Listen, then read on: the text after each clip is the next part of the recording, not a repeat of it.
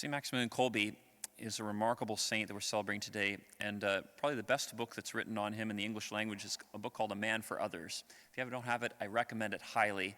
It's actually written by an author who lives here in Oregon, surprisingly.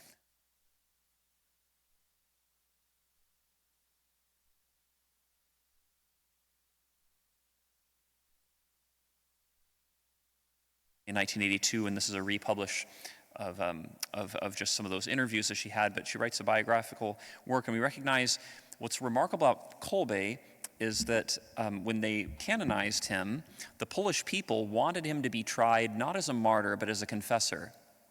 And what that means is that they knew he was a martyr. That was clear to everybody. But they said he was a saint long before he gave his life in Auschwitz. And we want to prove that. We want to demonstrate that. We actually want you to examine him irrespective of him dying and giving his life for someone else. We want you to look at his life and all of it. And so he was beatified actually as a confessor and not as a martyr.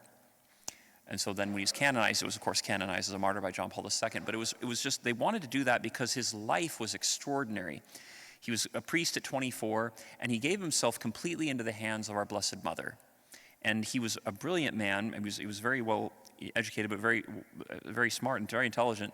But his whole life was about Our Lady, and about promoting her dignity, her virtues, her values, and her necessity for the church. He started a publication. He started a group called the Militia Immaculata, the military of Our Lady. And this publication eventually had about 300,000 monthly newspapers out there, like magazines promoted through the world. I mean, this is in the 20s and 30s. So this is in the 1930s.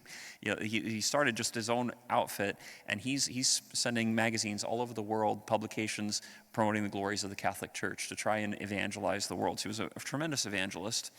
He also started a friary of Franciscans that became known as Mary's Town. So it became a town because so many Franciscans wanted to be there. They had over 700 Franciscans in this one place. So, I mean, it became the largest Franciscan friary in the entire world, and it came from 0 Franciscans to more than 700 in 10 years. So, I mean, the force of this guy's personality, spirituality, holiness was so attractive. He lived the Franciscan charism so well. And then he went to Japan and started a friary there in Japan. And in fact, it survived the atomic blasts because he put it in a place prophetically. He put it in the mountain ranges, and so it was saved when the atomic bombs were dropped. So, just remarkable guy.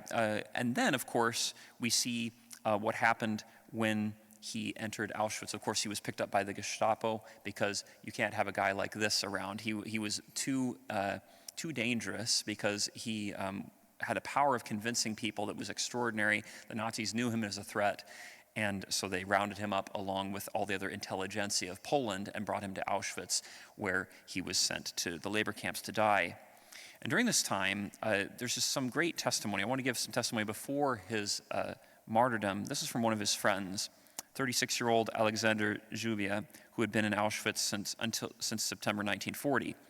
He recalls this: I once heard another priest say, "Oh God, if you really exist, punish these criminals." You never heard anything like that from Father Kolbe. He had such a heroic trust in God that if he saw God's finger in every event, if a prisoner was to die, he would still say, "That's God's will." He himself was totally abandoned to God.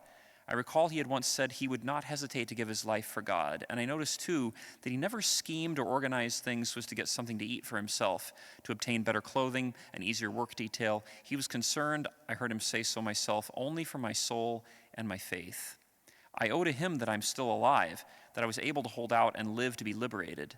In that period, the capos and guards often beat me during my work hours. I began to feel, why not end it all by throwing myself on the wires, the electric fence, the way the other prisoners did?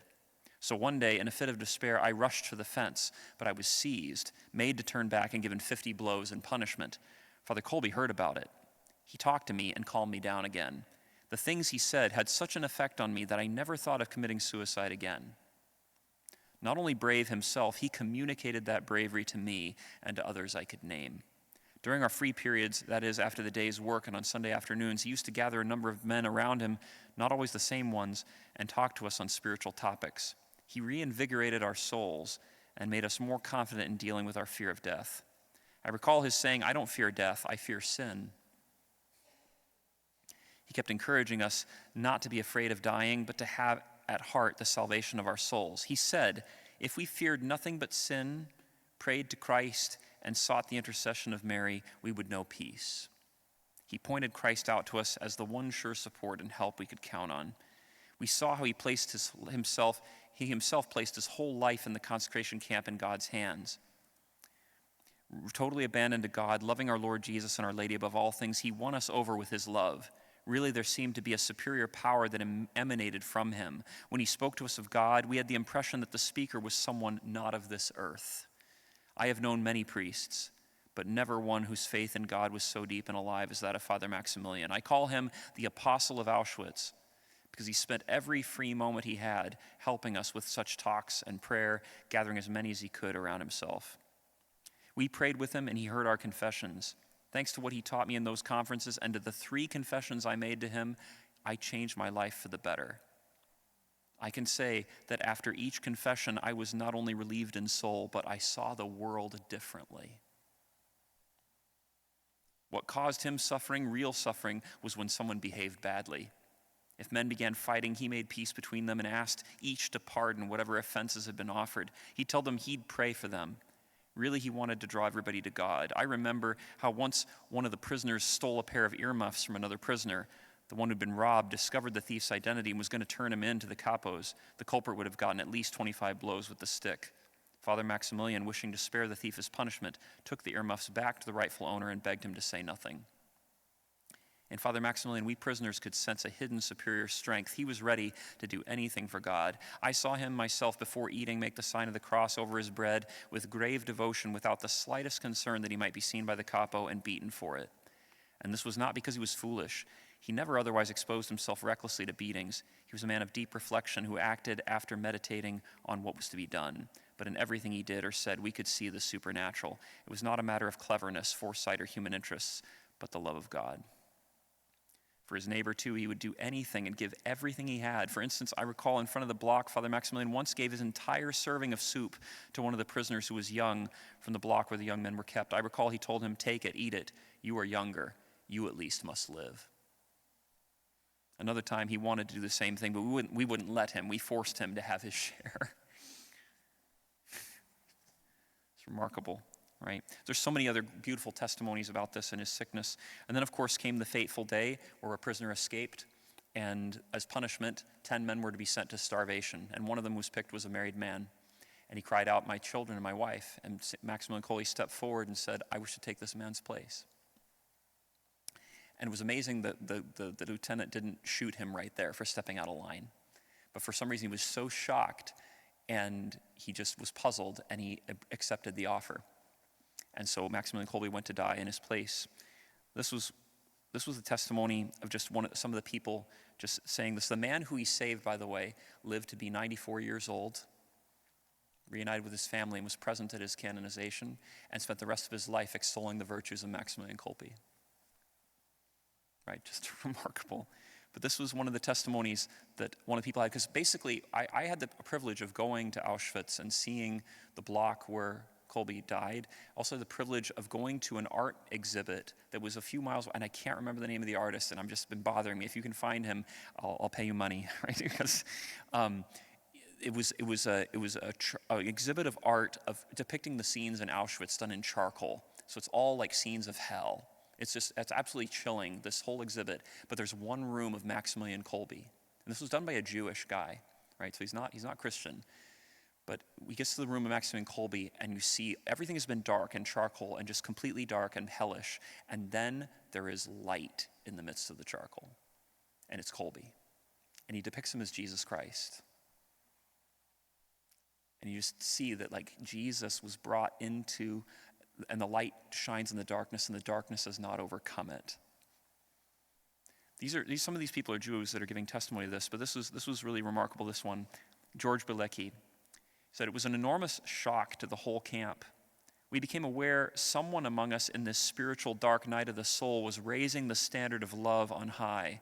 Someone unknown like everyone else, tortured and bereft of name and social standing, went to a horrible death for the sake of someone not related to him. Therefore, it's not true, we cried, that humanity is cast down and trampled in the mud, overcome by oppressors and overwhelmed by a hopelessness. Thousands of prisoners were convinced the true world continued to exist and that our torturers would not be able to destroy it. More than one individual began to look within himself for this real world, found it, and shared it with his camp companions, strengthening both in his encounter with evil. To say that Father Kolbe died for one of us or for that person's family is too great a simplification. His death was the salvation of thousands. And on this, I would say, rests the greatness of that death. That's how we felt about it. And as long as we live, we who were at Auschwitz will bow our heads in memory of it, as at that time we bowed our heads before the bunker of death by starvation. That was a shock full of optimism, regenerating and giving strength. We were stunned by his act, which became for us a mighty explosion of light in the dark camp night.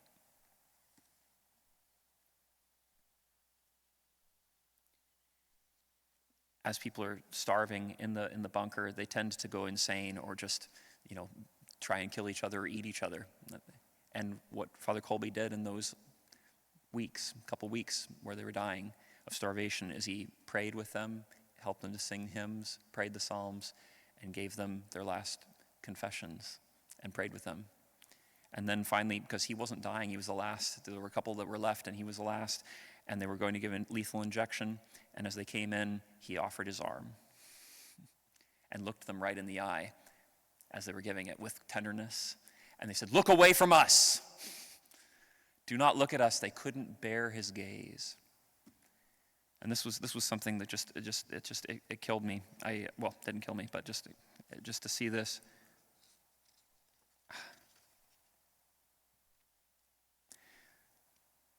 Yeah, this was one of them. He said, "I saw Father Kolbe with a prayer hold out his arm to the executioner. I couldn't bear it. With the excuse I had some work to do, I left. But as soon as the SS and their execution were gone, I returned.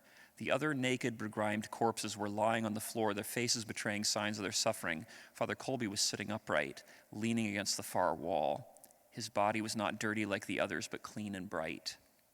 The head was tilted somewhat to one side. His eyes were open, serene and pure. His face was radiant. Anybody would have noticed and thought this was a saint." St. Maximilian Kolbe, pray for us.